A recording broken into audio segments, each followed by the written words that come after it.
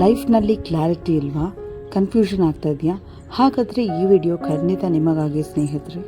ನಮಸ್ಕಾರ ಸ್ನೇಹಿತರೆ, welcome to my channel. ನಮ್ಮ ಜೀವನದಲ್ಲಿ ಕೆಲ ಸಮಯದಲ್ಲಿ ನಮಗೆ ಕೆಲವು ವಿಷಯದ ಬಗ್ಗೆ ಕ್ಲಾರಿಟಿ ಸಿಗೋದಿಲ್ಲ ಅಲ್ವಾ? ನಮಗೆ ಏನು ಮಾಡಬೇಕು, ಯಾವ ದಾರಿ ಸರಿ ಅನ್ನೋದು ತುಂಬಾ ದೊಡ್ಡ ಗೊಂದಲವಾಗಿ ನಿಂತ್ಕೊಂಡ್ಬಿಡುತ್ತೆ.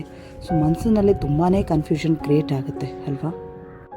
ಒಂದು ಕೆಲಸ ಶುರು ಮಾಡಿದರೆ ಇನ್ನೊಂದು ಕೆಲಸ ನೆನಪಾಗುತ್ತೆ. ಸೊ ಯಾವ ದಾರಿಲಿ ಹೋಗಬೇಕಪ್ಪ, ಯಾವ್ದು ಸರಿ ಯಾವ್ದು ತಪ್ಪು ಅನ್ನೋದು ತುಂಬಾ ದೊಡ್ಡ ಗೊಂದಲವಾಗಿರುತ್ತೆ. ಆದರೆ ಒಂದು ಸತ್ಯ ತಿಳ್ಕೊಳ್ಳಿ, ಕನ್ಫ್ಯೂಷನ್ ಅಂದರೆ ನೀವು ಸೋತಿದ್ದೀರಾ ಅಂತ ಅನ್ನೋದಲ್ಲ. ಕನ್ಫ್ಯೂಷನ್ ಅಂದರೆ ನೀವು ಬೆಳೀತಿದ್ದೀರಾ, ಸರಿ ದಾರಿಲಿ ಹೋಗ್ತಾ ಇದ್ದೀರಾ ಅನ್ನೋದನ್ನ ನೀವು ಮನವರಿಕೆ ಮಾಡ್ಕೊಳ್ಳಿ. ಜೀವನದಲ್ಲಿ ಕ್ಲಾರಿಟಿ ಬರಬೇಕಾ? ಹಾಗಾದರೆ ಮೊದಲಿಗೆ ನಮಗೆ ಪೇಷನ್ಸ್ ಅನ್ನೋದು ತುಂಬಾ ಮುಖ್ಯವಾಗಿರುತ್ತೆ. ಸೊ ನಮ್ಮ ಮನಸ್ಸನ್ನು ಶಾಂತವಾಗಿಡೋದನ್ನ ನಾವು ಖಂಡಿತ ಕಲಿಬೇಕಾಗತ್ತೆ. ಒಂದು ಸಮಯದಲ್ಲಿ ಒಂದು ಕೆಲಸ ಮಾತ್ರ ಮಾಡಿ, ಹಾಗೆ ಆ ಕೆಲಸನ ಕಂಪ್ಲೀಟ್ ಮಾಡೋದನ್ನ ಕಲೀರಿ. ಬೇರೆಯವ್ರ ಜೊತೆ ಕಂಪ್ಯಾರಿಸನ್ ಮಾಡೋದನ್ನ ಬಿಟ್ಬಿಡಿ. ನಿಮ್ಮ ಗುರಿ ಬಗ್ಗೆ ಮಾತ್ರ ನೀವು ಯೋಚನೆ ಮಾಡಿ, ನಿಮ್ಮ ಗುರಿನ ಹೇಗೆ ತಲುಪಬೇಕು ಅನ್ನೋದ್ರ ಬಗ್ಗೆ ಮಾತ್ರ ಯೋಚನೆ ಮಾಡೋದನ್ನ ಕಲೀರಿ. ಸ್ನೇಹಿತರೆ, ಈ ಕ್ಲಾರಿಟಿ ಅನ್ನೋದು ಒಂದೆರಡು ದಿವಸದಲ್ಲಿ ಬರುವಂಥದ್ದಲ್ಲ.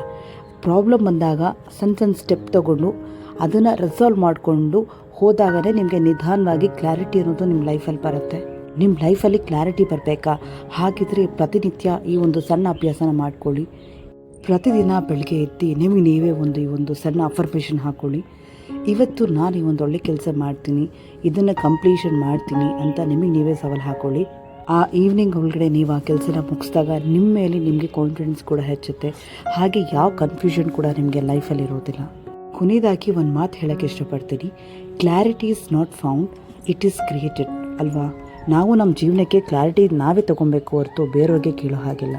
ಈ ಮೋಟಿವೇಶನಲ್ ವಿಡಿಯೋ ನಿಮಗೆ ಇಷ್ಟ ಆದರೆ ಪ್ಲೀಸ್ ಸಬ್ಸ್ಕ್ರೈಬ್ ಮಾಡಿ, ಲೈಕ್ ಮಾಡಿ, ಹಾಗೆ ಶೇರ್ ಮಾಡಿ. ಥ್ಯಾಂಕ್ ಯು, ಧನ್ಯವಾದಗಳು.